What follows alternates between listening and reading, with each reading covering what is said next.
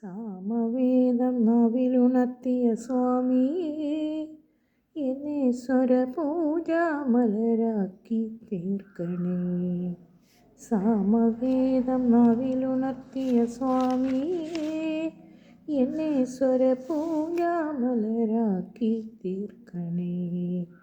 തത്വമസി പൊരുളേ, നിത്യസത്യദയാനിധിയേ, ഇനി കൽപ്പാന്തമിഴികൾ തുറന്നിടണേ.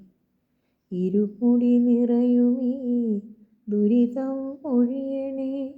ഇഹപരശാന്തി തൻ അമൃതം അരുളണേ.